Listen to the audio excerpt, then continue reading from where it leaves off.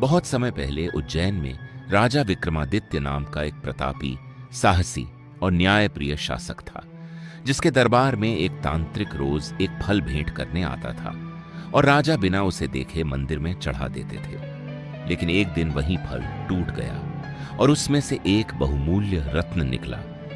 तब तांत्रिक ने स्वीकार किया कि वह एक विशेष साधना करना चाहता है जिससे उसे असीम शक्ति मिल सके, और उस साधना के लिए उसे श्मशान में एक पेड़ से लटके हुए बेताल को राजा के द्वारा लाकर देना आवश्यक है। राजा ने वचन दिया और अमावस्या की अंधेरी रात में श्मशान पहुंचे, जहां उल्टे लटके शवों और जलती चिताओं के बीच एक पेड़ पर बेताल लटका हुआ था। जैसे ही राजा ने उसे पकड़ा, बेताल हंस पड़ा और शर्त रखी कि वह राजा को रास्ते में कहानियां सुनाएगा और हर कहानी के अंत में एक प्रश्न पूछेगा। यदि राजा उत्तर देंगे तो वह उड़कर फिर पेड़ पर लौट जाएगा, और यदि राजा चुप रहे तो वह साथ चलेगा। राजा ने मौन रहने का प्रण लिया, लेकिन हर कहानी ऐसी थी कि सही गलत, न्याय अत्याचार, त्याग स्वार्थ और बुद्धिबल की सीमाएं धुंधली हो जाती थीं। कहीं दो भाइयों की कथा थी जहां निर्णय करना कठिन था कि अपराधी कौन है। कहीं एक स्त्री की चतुराई थी जो नैतिकता को चुनौती देती थी। कहीं प्रेम और बलिदान था जो पाप बन जाता था, और कहीं न्याय ऐसा था जो अन्याय से जन्म लेता था। हर बार राजा विवेक के दबाव में उत्तर दे देते और हर बार बेताल हंसते हुए फिर उसी पेड़ पर लौट जाता।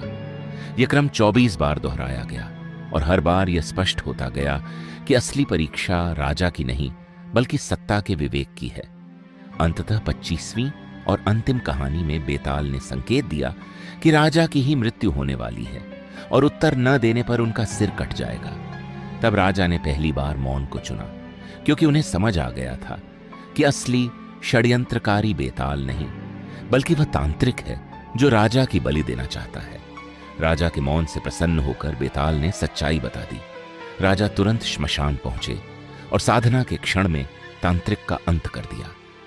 इस प्रकार बलि टल गई और बेताल जाते जाते यह कहकर अंधेरे में विलीन हो गया कि असली अंधेरा श्मशान में नहीं बल्कि उस सिस्टम में होता है जो सवालों से डरने लगता है। और यही कारण है कि बेताल 25वीं केवल भूतों की कहानी नहीं बल्कि मनुष्य, सत्ता और विवेक के संघर्ष की अमर कथा है।